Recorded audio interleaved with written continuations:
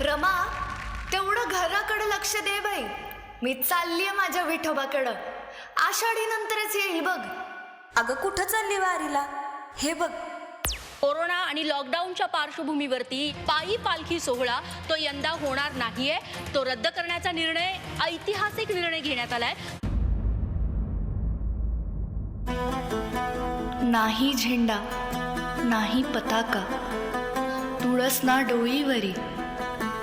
आता पूजितो पांडुरंग अंतरी. होणारा होताला जाणारा जाताला मागे तू फिरू नको. उगाच सांडून खऱ्याची संगत खोट्याची धरू नको. येईल दिवस तुझाही मानसा जिगर सोडू नको. तुझ्या हाती आहे गाव सारा, इसार गजल कालची रे. देवा काळजी रे माझ्या देवा काळजी रे. देवा काळजी रे माझ्या देवा काळजी रे. सोबती रे तू तुझाच आणि तुला तुझीच साथ. शोधून तुझी तू वाट झालं एकला. इतक्या वर्षांची प्रथा मी नाही मोडू देणार. संकट किती बी आली ना तरी मी तुझ्या दर्शनाला येणार. वाटक्या झोळीत येऊन पडते रोजची नवी निराशा. सपान गाठीला धरत वेठीला कशी रे सुटावी आशा. अवसेची रात नशिबाला उन्हवेची गाठ पदराला. होईल पुनव मनाशी जागव खचून जाऊ नको.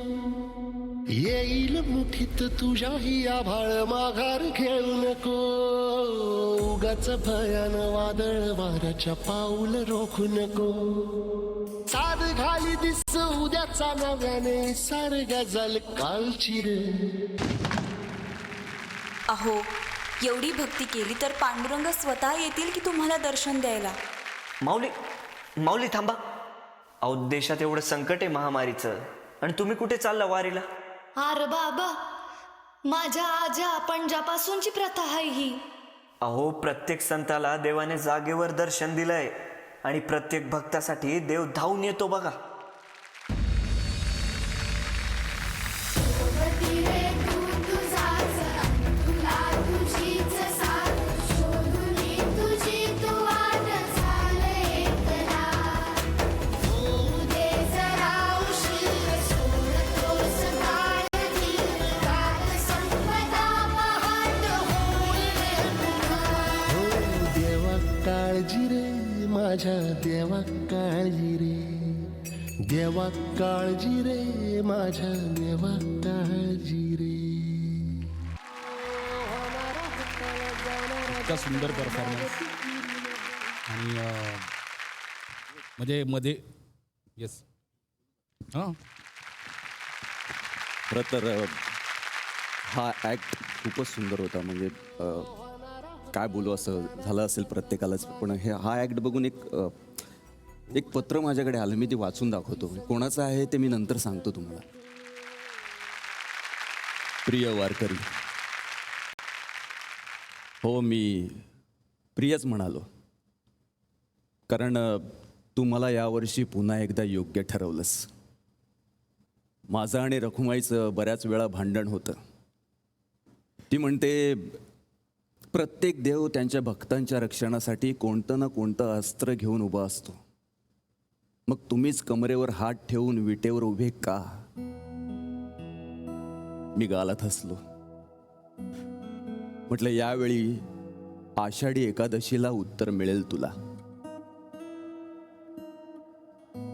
यावर्षी करोनामुळे वारी नाही असं फरमान निघालं, आणि रखुमाई अजूनच माझ्याकडे बघून हसायला लागली.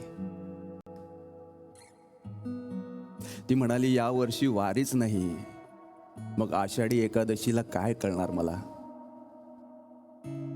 मी म्हटलं याच वर्षी खरी वारी होणार आहे. गेली कित्येक वर्षे आळंदी, देहू ते पंढरपूर झाला तो प्रवास होता. वारी या वर्षी होणार आहे. या वर्षी वारकऱ्याला देहाचं पंढरपूर करायचंय. काया ही पंढरी, आत्मा हा विठ्ठल. या वर्षी प्रत्येकाने स्वतःतील विठ्ठल जागवायचंय. खरं तर तुझी कसोटी आहे. मलाही शंका होती की इतक्या वर्षांची परंपरा आहे, तुला न येणं सोसवेल का. म्हटलं परीक्षा तर घेऊन बघू. अनेकांनी साकडं घातलं. पांडुरंगा, हे संकट दूर कर. पण एक लक्षात ठेव, देव संकट दूर करण्यासाठी नसतो, त्याविरुद्ध लढायला बळ देण्यासाठी असतो. देव फक्त आधार देतो, दिशा देतो, बळ देतो. लढायचं तुझं तुलाच असतं. नाहीतर कृष्णाकडेही होतं की सुदर्शन, संयम थोडा ठेव, संकट थोडंच उरलंय रे. आता उरलंय फक्त प्रेम, बाकी सारं सरलंय रे. आणि आषाढी एकादशीचा दिवस आला. अख्खा महाराष्ट्र पंढरपूर झाला होता. त्या दिवशी मलाही आनंद झाला. वाटलं इतक्या वर्षांची वारी फुकट नाही गेली. रखुमाईलाही कळलं की मी हाती शस्त्र का घेत नाही. एकदा का आत्मभान आलं की मग कोणतीच लढाई अवघड राहत नाही. आत्मभाना एवढं प्रभावी कोणतंच अस्त्र नाही. म्हणून मी युगे 28 विठेवर उभा, हात कमरेवर ठेवू नये. मला आनंद झाला. पण एक सांगेन, पुढच्या वर्षी मला कमरेवरचे हात सोडायचे आहेत, माझ्या भक्ताला मिठी मारण्यासाठी. मला ही विटेवरून खाली उतरायचंय, तुम्हा सगळ्यात सामील व्हायचंय.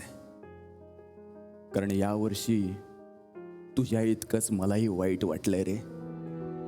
तुझ्या वियोगाने पाणी डोळ्यात आलंय रे.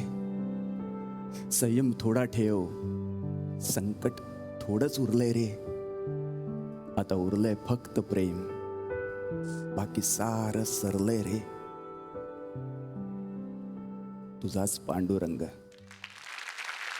आमच्या सर्वांच्या नाही, अख्ख्या महाराष्ट्राच्या म्हणजे जनतेच्या मनातलं तू मांडलंस असं मी म्हणेन. खरंच थँक्यू, मनापासून थँक्यू थँक्यू सो मच.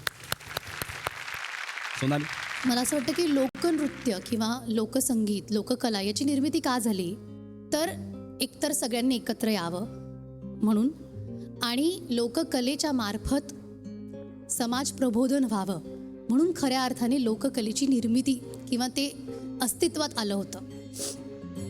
आज या मंचावर खऱ्या अर्थाने लोककला सादर झाली असं म्हणायला हरकत नाही. थँक्यू स्नेहा, तू तितक्या खोलवर मनाच्या आमच्या पोहोचू शकलीस या भावनेसकट. Thank you so much.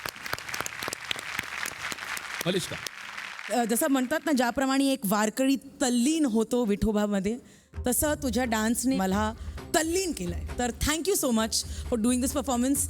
Thank you Omkar. तुझं वेगळंच चालत राहतं तुझ्या मनामध्ये. काय काय करत होतं तू? कसं सुचलं तुला हे? मी काही दिवसांपूर्वी ना ती जी आपण न्यूज दाखवली ती न्यूज बघितली होती आणि तेव्हाच मी कुठेतरी डोक्यात फिट केलेलं की मला असं काहीतरी परफॉर्मन्स करायचा आहे. कारण का जनरली ना दिंडी आपण फोकमध्ये कन्सिडर करतो, पण त्याच्यामध्ये जास्त डान्सिंग नसतं. पण मला एक फोक कॅरेक्टर घेऊन त्याचे इमोशन्स प्रेझेंट करायचे होते. सो हा एक थॉट होता. सो आणि ही कॉन्सेप्ट मी मिक्स केली होती याच्यात. स्नेहा, असेच भारावून टाकणारे परफॉर्मन्स आम्हाला तुझ्याकडून बघायचे, त्यामुळे असेच परफॉर्मन्सेस देत राहा. पुढच्या वाटचालीसाठी खूप खूप शुभेच्छा. Thank you so much.